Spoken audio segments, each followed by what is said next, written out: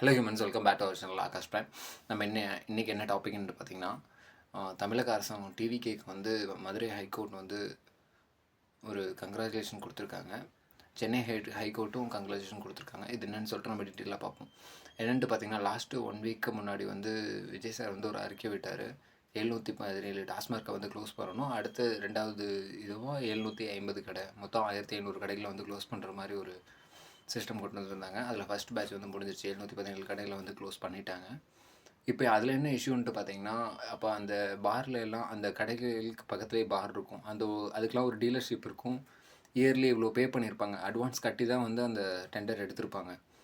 இப்போ திடீர்னு வந்து அந்த க்ளோஸ் பண்ணிட்டாங்கன்னா, அதில் போய் பணம் கட்டினவங்களுக்குலாம் வந்து ஒரு இழப்பீடு தானே. அதனால் வந்து மதுரையில் வந்து இந்த கேஸ் வந்து ஃபைல் பண்ணியிருக்காங்க.